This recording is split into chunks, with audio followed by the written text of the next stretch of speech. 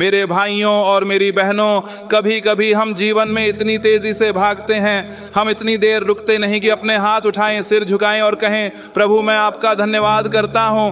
क्योंकि एक आभारी हृदय केवल शिष्टाचार नहीं है, यह केवल अच्छा व्यवहार नहीं है। ओह नहीं, एक आभारी हृदय आध्यात्मिक शक्ति है। एक आभारी हृदय पवित्र आत्मा की ऑक्सीजन है।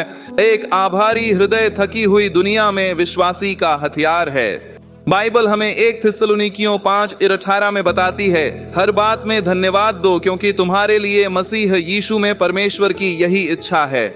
कुछ बातों में नहीं, आसान बातों में नहीं, बल्कि हर बात में। अब आज कोई सुनने वाला कह सकता है, पादरी जी मैं हर बात में परमेश्वर का धन्यवाद कैसे कर सकता हूं? मैं कैसे आभारी हो सकता हूं जब जिंदगी ने मुझे इतना मारा है?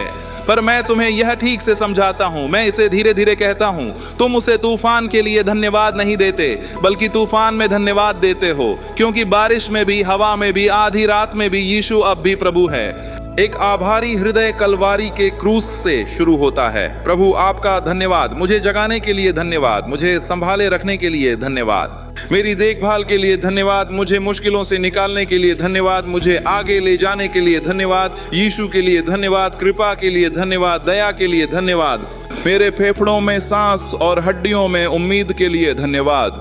पर प्रार्थना से पहले, उसके दरबार में धन्यवाद सहित प्रवेश करने से पहले, आइए पश्चाताप के लिए एक पल रुकें, क्योंकि कभी कभी शिकायत हमारी प्रशंसा को दबा देती है।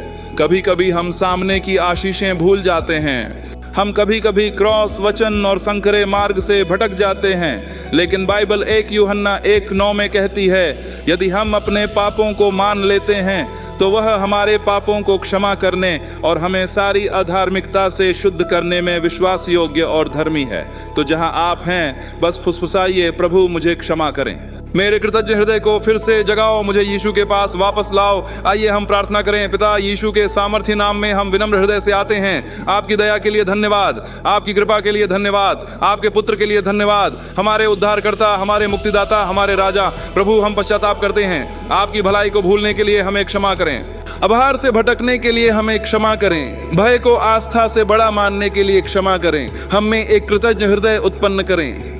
हमें ऐसा बनाओ जो क्रूस को याद रखें, तेरे वचन से जुड़े रहें, तेरी शक्ति पर भरोसा करें। शोकग्रस्त को सांत्वना दो, थके हुए को उठाओ, टूटे हुए को शक्ति दो, और हमें हर दिन याद दिलाओ कि हम एक महान, वफादार, शक्तिशाली परमेश्वर की सेवा करते हैं, जो अपने बच्चों को कभी नहीं छोड़ता। हम तुम्हें सम्मान देते हैं, हम तुम्हें महिमा देते हैं, हम तुम्हें धन्यवाद देते हैं, यीशु के पवित्र नाम में, आमीन।